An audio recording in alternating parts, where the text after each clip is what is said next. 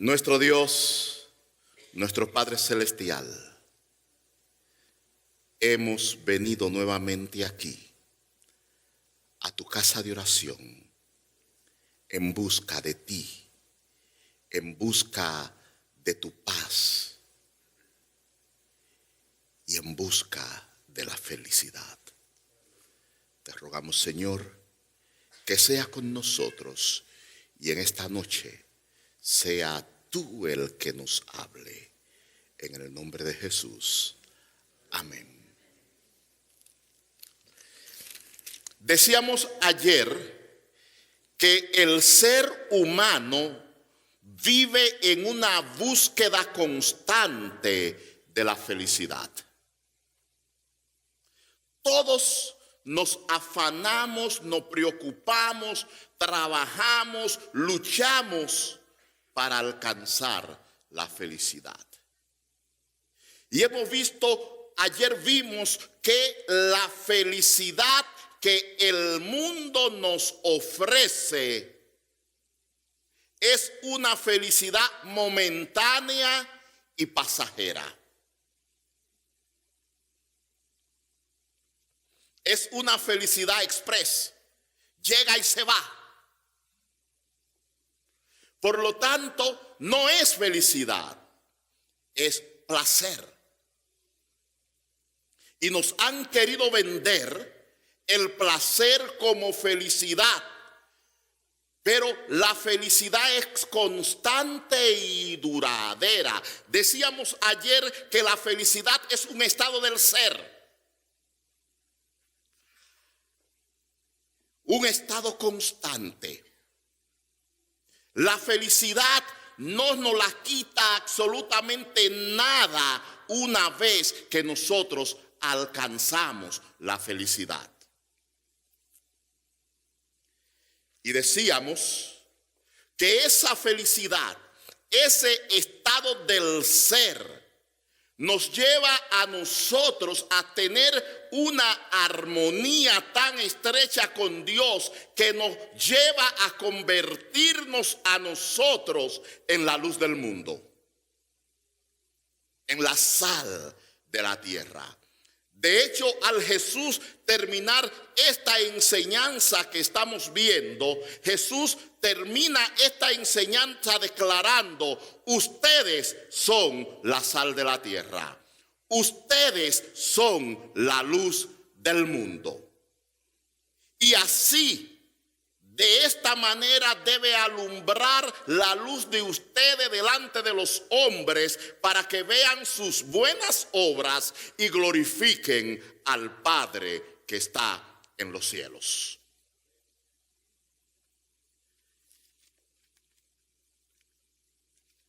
Y nosotros estas enseñanzas las encontramos en el libro de San Mateo, en el capítulo 5.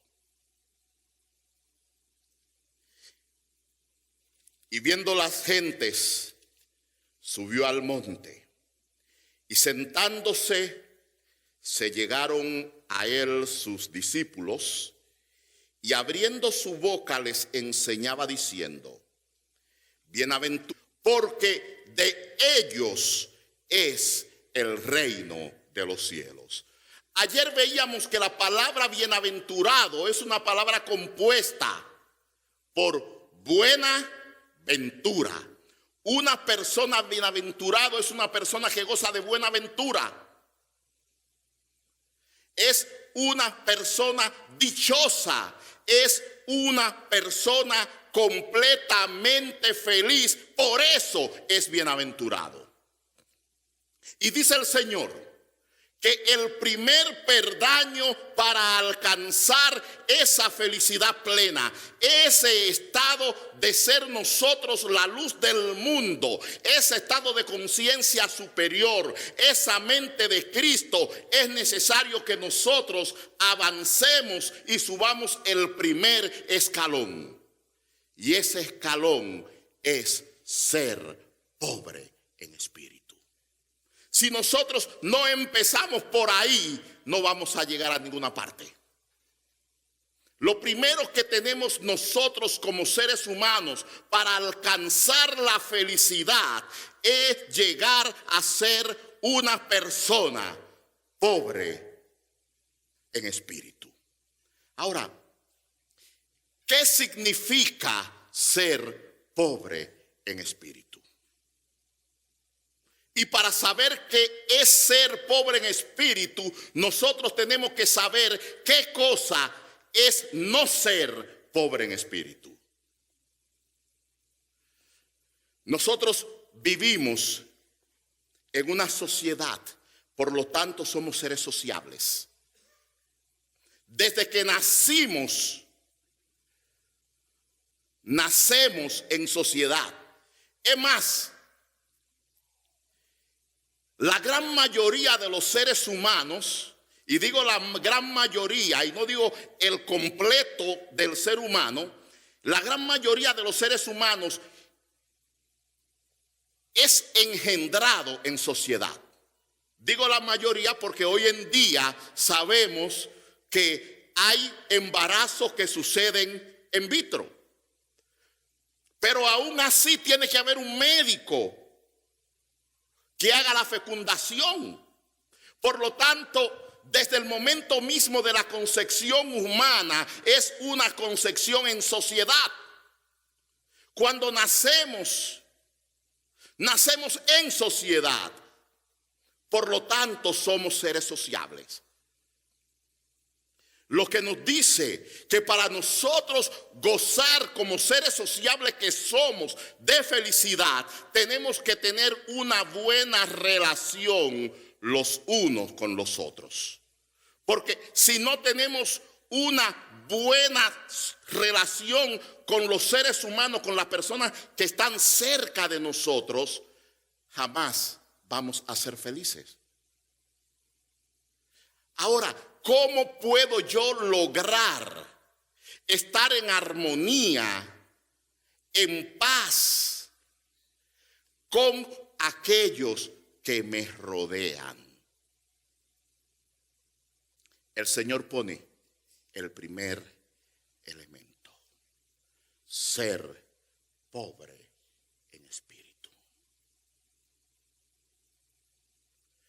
Ser pobre en espíritu es una persona que no conozca la soberbia en su corazón, que no conozca la prepotencia ni la arrogancia, porque una persona soberbia daña las relaciones.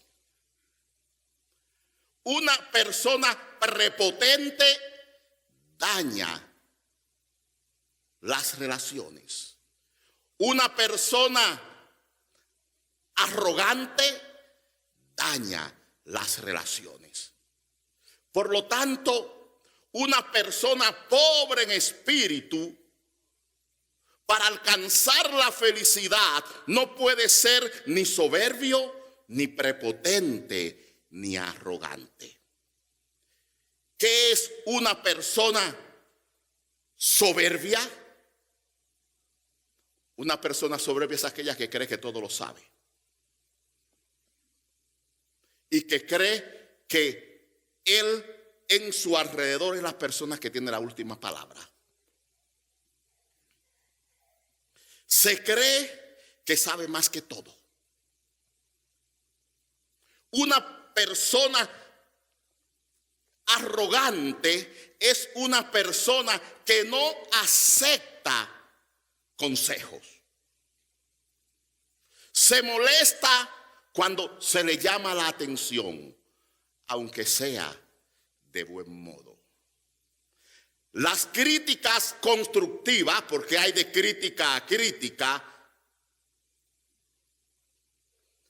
la crítica constructiva,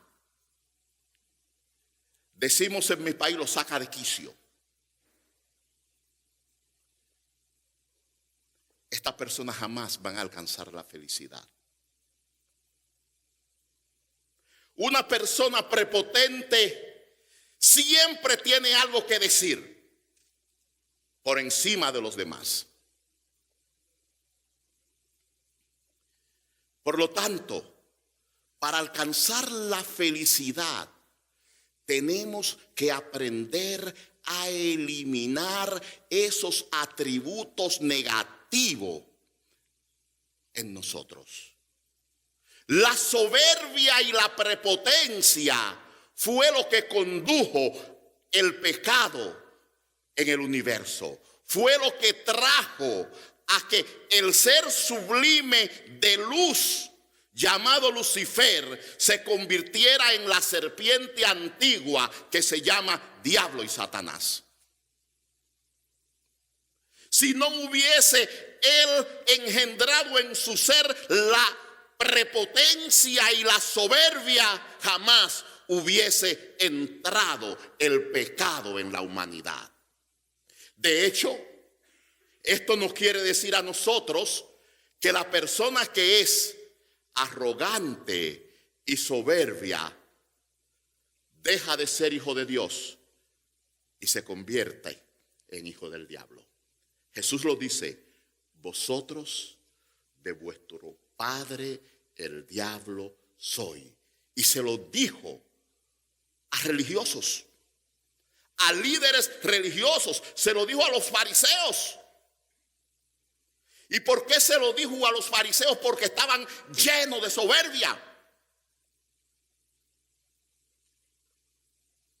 Y por ser soberbio, eran imitadores de su padre el diablo.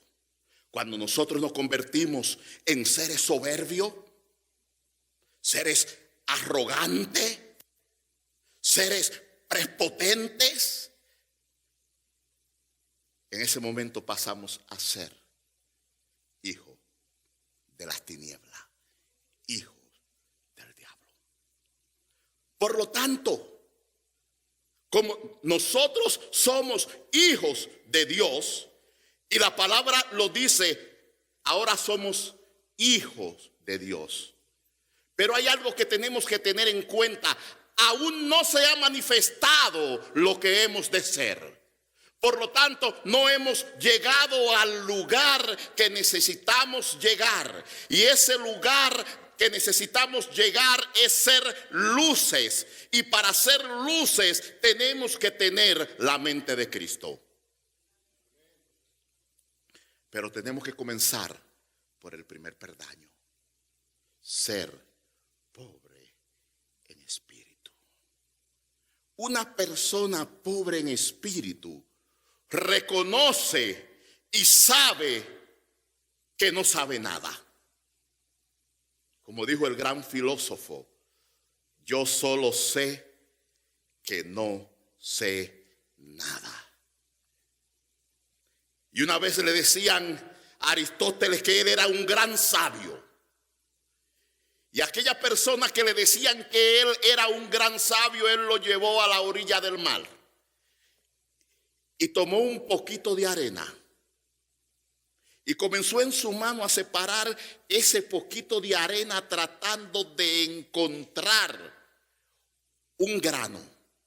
Y aquellas personas dijeron: maestro, ¿qué hace? ¿Qué busca? Y dice: en medio de la arena del mar, saqué este puñadito de arena,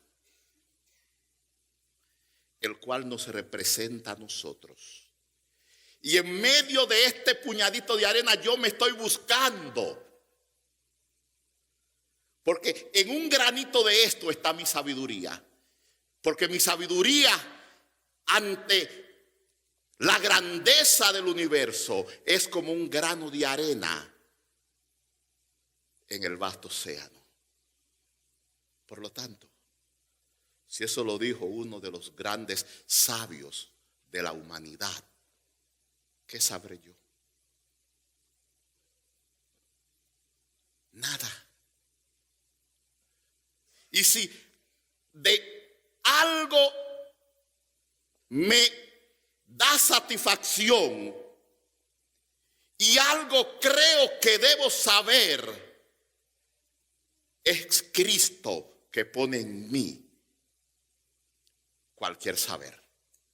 No viene de mí, viene de Dios. Si algo creo que tengo de sabiduría, la sabiduría viene de Dios. Porque ni eso me corresponde a mí. Es más, la Biblia declara que mi justicia, la mía propia, ¿saben lo que es? Trapo de inmundicia. No tiene ningún valor absoluto.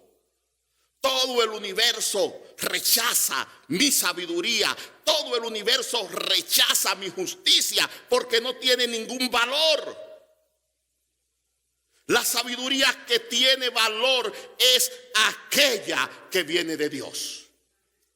Por lo tanto, yo debo concluir que no importa que yo tenga doctorado, no importa que haya estudiado en las mejores universidades, un niño de 3 años me puede enseñar una lección de vida. Un agricultor que vive en la sierra, que nunca ha pisado los salones de una escuela, que nunca ha agarrado un lápiz para escribir, que no sabe cómo es una letra ni sabe identificarla, me puede enseñar a mí una gran lección. ¿Por qué?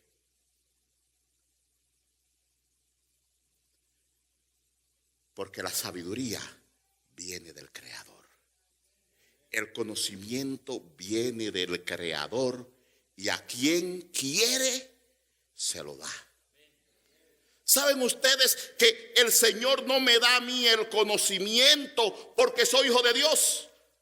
¿Acaso Nabucodonosor era hijo de Dios? ¿Acaso el faraón era hijo de Dios? ¿Y a quién él le hizo la revelación en sueño? ¿Fue a José en Egipto? No, fue al faraón. Cuando el faraón no pudo explicarla ni pudo saber el significado del sueño, entonces el Señor escogió a José para que le diera el significado del sueño, porque el faraón no pudo comprenderlo. Lo mismo ocurrió en Babilonia. El sueño no le fue dado a Daniel. La revelación de la historia de la humanidad no le fue dada a Daniel. Le fue dada a un impío, a Nabucodonosor. Es decir, que porque yo sea cristiano y el otro no sea cristiano, eso no significa que Dios no se puede comunicar con él y conmigo sí. La Biblia dice que a quien quiere, él se lo da. Por lo tanto, como hijo de Dios, para yo entender muchas veces las situaciones humanas, tengo que escuchar a uno que no es hijo de Dios, de la misma forma que Daniel tuvo que escuchar a Nabucodonosor y que José tuvo que escuchar al faraón. El Señor actúa de esta manera para que nosotros, como hijos de Dios, mantengamos los pies en la tierra. Y comprendamos que de ninguna cosa nosotros podemos jactarnos, sino de un Cristo crucificado, un Cristo glorificado y un Cristo próximo a venir. Ese es el único conocimiento que nosotros tenemos. Y no viene de Dios, no viene de lo alto. Por lo tanto, como hijos de Dios, en busca de la felicidad, tenemos que ser pobres en espíritu. Saber que un niño puede ver un error en mí. No importa que yo sea el pastor de la iglesia. No importa que yo tenga 2 doctorados y haya pasado 10 años de mi vida en la universidad. Eso no importa. Eso no vale nada.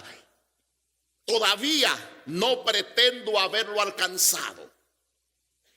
Todavía no pretendo tener la mente de Cristo. Y como no es llegado ahí todavía, cometo errores.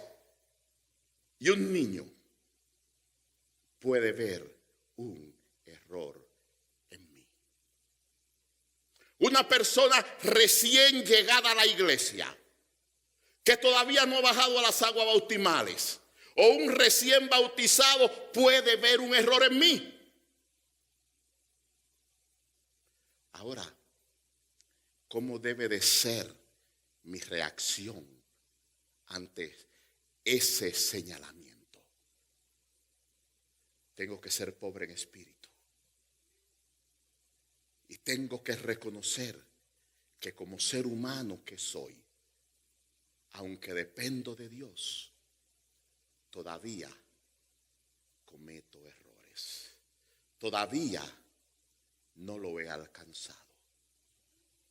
Pero digo como dice Pablo, una cosa hago, prosigo al blanco, prosigo a la meta, sigo adelante.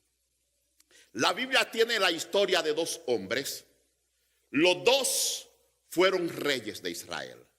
Los 2 fueron ungidos de Dios. Uno de ellos, el primer rey de Israel, Saúl. El otro, David. Si nosotros estudiamos la historia de Saúl y de David y vemos los errores de ellos, la conducta de ambos, David frente a Saúl era un desastre total. David se convirtió en asesino, se convirtió en adúltero, era un mal padre. Su familia se destruyó por completo. Un hijo suyo mató a su hermano. Otro hijo de él lo persiguió y trató de quitarle el reino.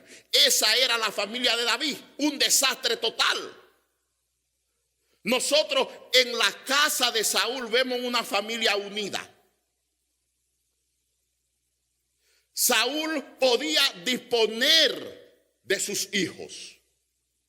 Sus hijos eran excelentemente educados. Cuando él le dijo a su hija que tenía que casarse con David, su hija no lo pensó. Y cuando su hijo Jonatán supo que el reino no le correspondía a él sino a David, siguió siendo el mejor amigo de David. Esa era la formación que tenían los hijos de Saúl. Pero sin embargo, ¿por qué Saúl fue rechazado como rey? Y de David se dijo que era un hombre hecho conforme al corazón de Dios. ¿Saben? La Biblia solo señala de Saúl un error. Dios lo mandó a una batalla y le dijo qué hacer. Cuando él vino de la batalla, él permitió que sus generales trajeran oro, trajeran vaca, que el Señor dijo que destruyeran todo.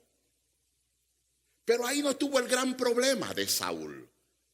Cuando Saúl va y ve que Samuel no llega, no viene, ¿qué hace Saúl? Va y ofrece sacrificio. Ustedes dirán, por eso el Señor los rechazó. Permítanme decirles que no.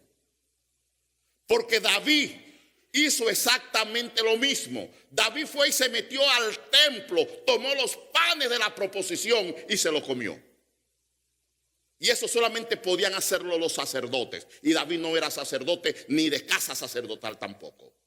Por lo tanto, son errores similares. Entonces, ¿dónde tuvo el fallo de Saúl? ¿Saben?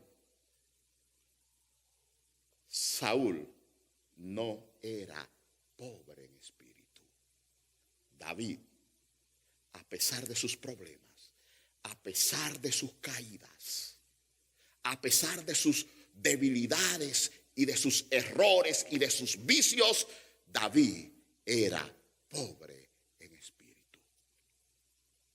Cuando el profeta Samuel se acercó a reprender a Saúl, Saúl se llenó de arrogancia y sacudió al profeta y le rompió el manto, exigiéndole al profeta. Y cuando le rompió el manto, el profeta le dijo: así ha roto el Señor tu reino. Cuando el profeta se llegó a David y le dijo: tú eres ese hombre, ¿qué hizo David? Cayó de rodillas y dijo: crea en mí, oh Dios, un corazón limpio y renueva un espíritu recto dentro de mí. Contra ti solo he pecado. Eso es ser pobre en espíritu. Y por esa pobreza espiritual, el Señor dice que David era un hombre conforme al corazón de Dios. Y el reinado de Israel ha sido declarado como el reinado de David. De hecho, en Israel solo se conoce como rey y casa real la casa de David. Por eso cuando se le acercan a Jesús y le dicen: Jesús, hijo de David, lo que le están diciendo: Señor Jesús, tú eres rey, tú eres hijo del rey. Porque la casa de David es la casa real en Israel. De hecho, el sello de la bandera judía, de la bandera israelí, el sello que tiene es la estrella de David. Y de David, lo que tenemos bueno del rey David es que era un hombre pobre en espíritu. La casa de Saúl jamás se mencionó, porque Saúl no fue pobre en espíritu, sino fue soberbio, arrogante y prepotente. Nosotros tenemos que aprender a ser pobres de espíritu, porque cuando somos pobres en espíritu podemos vivir en armonía con todos aquellos que nos rodeen. Nos damos cuenta que nosotros, como dicen los mexicanos, no somos la última Coca-Cola en el desierto.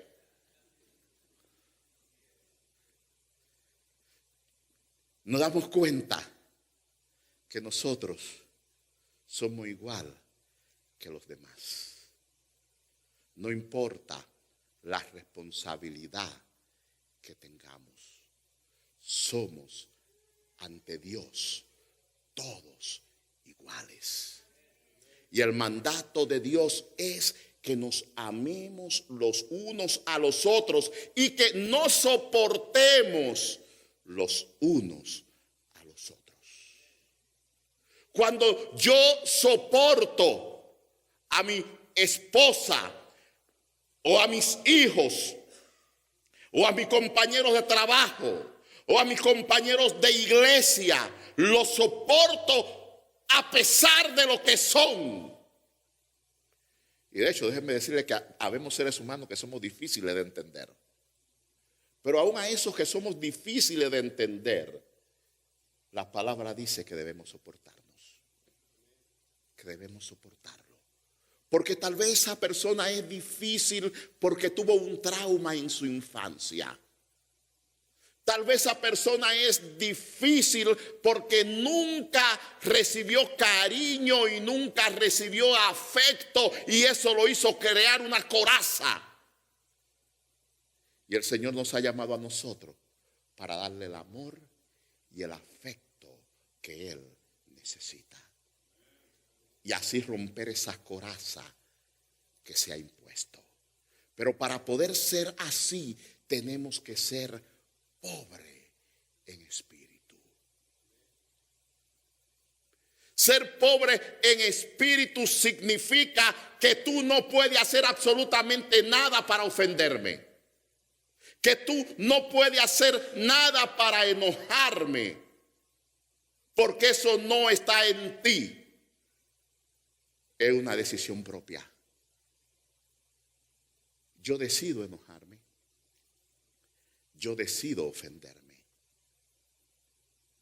No importa lo que haga la otra persona. Es una decisión propia. Es una decisión del ser.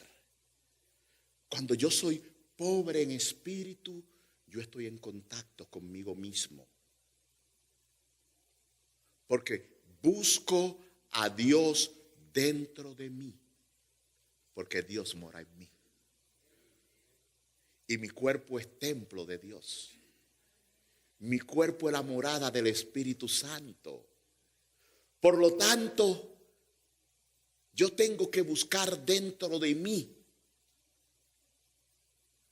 Y si yo al buscar dentro de mí no encuentro al Espíritu Santo, no encuentro que en este templo mora Dios, entonces yo tengo que comenzar a hacer cambios en mi vida, ajustes en mi vida para convertirme en ese templo en el cual habita Dios. El problema nuestro es que nosotros, por nuestra arrogancia y nuestra soberbia, somos incapaces de mirar hacia adentro.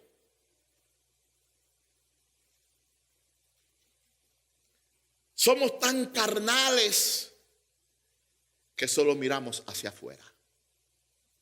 Miramos a los demás, juzgamos a los demás, condenamos a los demás, criticamos a los demás, no preocupamos por lo demás. Y perdemos el tiempo enfocándonos en los demás. Pero no importa lo que tú hagas o dejes de hacer, tú no vas a cambiar a nadie. Tú no vas a cambiar la manera de pensar de nadie. Tú no vas a cambiar la manera de actuar de nadie. Tú no vas a cambiar la manera de sentir de nadie. Tú no vas a cambiar las emociones de nadie, porque eso es una decisión personal de cada quien. Nosotros debemos de dejar de estar perdiendo el tiempo pensando en cambiar a los demás. Y debemos empezar cambiándonos a nosotros mismos para que el Espíritu de Dios more en nosotros y nosotros así convertirnos en la luz del mundo y en la sal de la tierra, porque ese es el plan de Dios. Por eso el Señor dice que los pobres en espíritu son bienaventurados y que de ellos es el reino de los cielos. Por lo tanto, piensa en ti mismo en este momento. Analízate a ti mismo. Como dijo el gran filósofo, conócete a ti mismo. ¿Hay en ti arrogancia?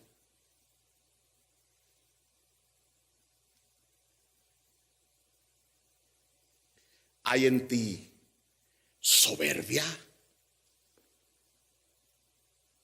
¿Hay en ti prepotencia?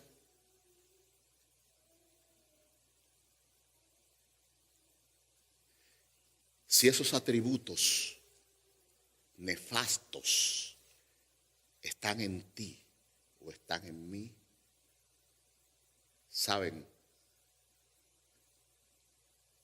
Decía mi abuelo, no te prepares que tú no vas.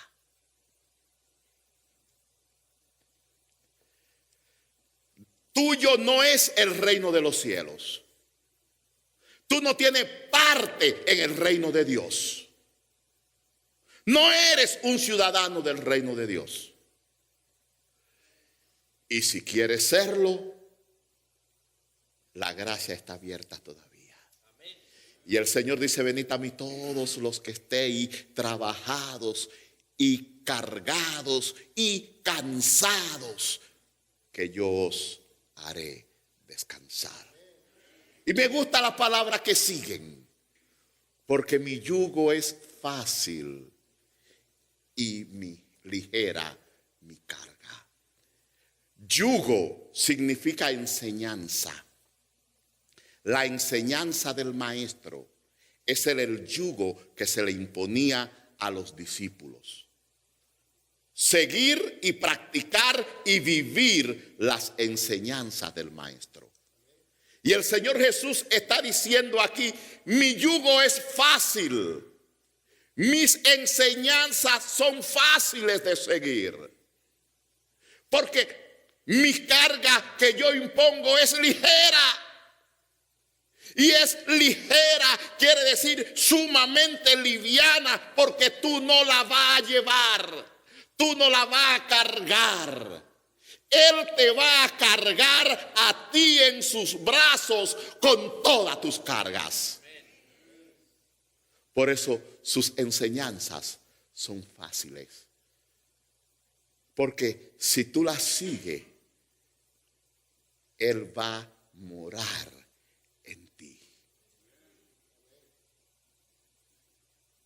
Tu cuerpo se convertirá en su templo.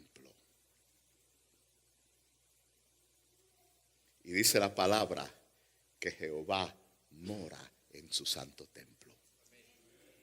Y si nosotros somos templo de Dios, Él mora en nosotros. Por lo tanto, a Él morar en mí, Él lleva mis cargas.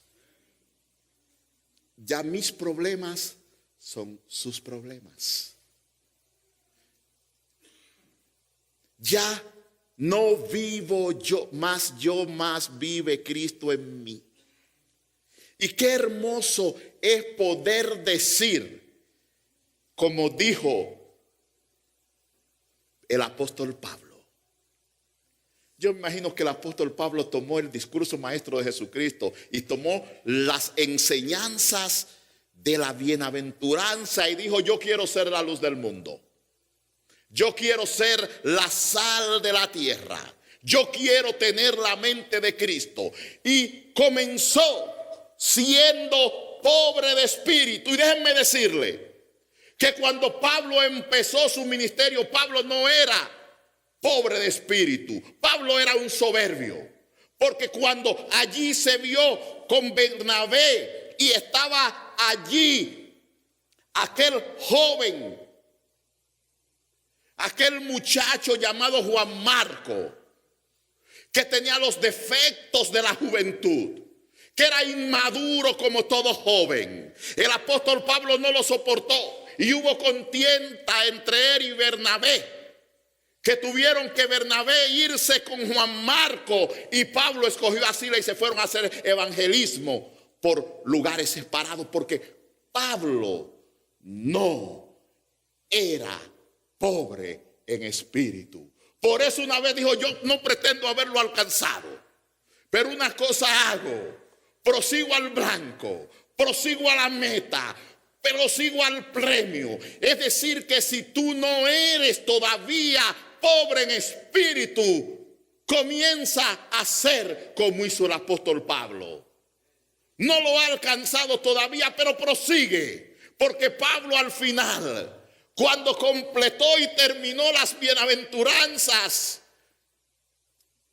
y esas enseñanzas la asimiló y la vivió, dijo: he peleado la buena batalla, he acabado la carrera, he guardado la fe, por lo demás me está guardada la corona de justicia, la cual me dará el Señor juez justo en aquel día.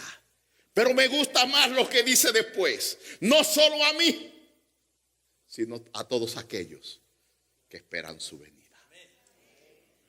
Y pudo decir al final de sus días: sean imitadores de mí, como yo de Cristo. Ojalá esa sea mi experiencia. Ojalá esa sea tu experiencia. Que tú le puedas decir a los tuyos, que yo le pueda decir a los míos: sean imitadores de mí, como yo de Cristo. Porque llegué al punto de convertirme en la luz del mundo y vivir en paz, en armonía y en felicidad. Es lo que Dios espera de ti como su hijo.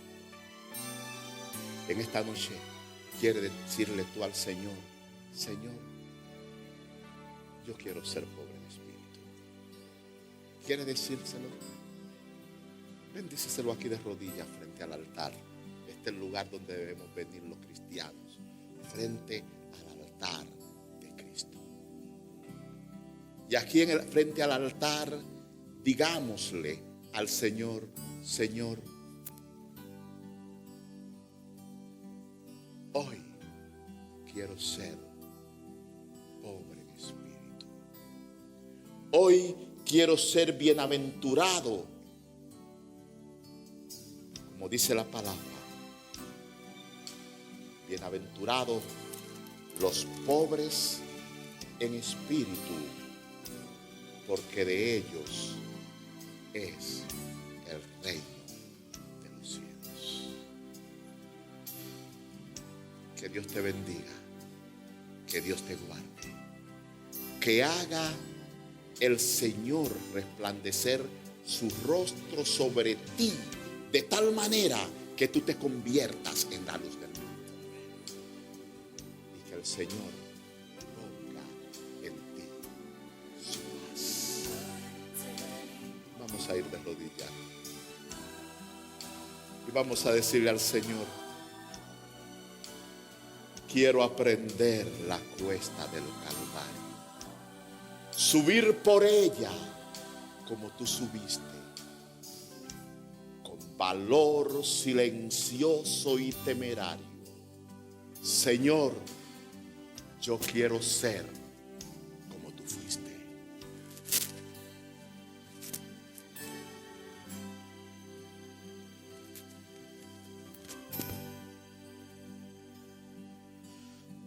Nuestro Padre Dios, aquí venimos a ti. Estamos de rodillas como hijos tuyos.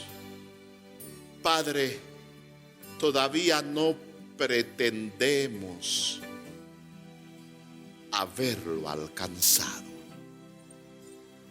No pretendemos haber alcanzado la pobreza espiritual, pero queremos ser bienaventurados porque queremos ser felices. Oh Padre, gracias por darnos la oportunidad de saber que tenemos que ser pobres en espíritu para que de nosotros sea el reino de los cielos. En esta noche abrimos nuestra alma a ti. Abrimos nuestro espíritu a ti para que tú entres y haga de este cuerpo tu templo. Por lo tanto, Señor, quita toda impiedad, toda maldad, toda inmundicia, para que tú puedas reinar en nosotros. Padre, queremos ser la luz del mundo. Tú nos has llamado para ser la luz de esta comunidad. Oh Padre, ayúdanos a hacerlo.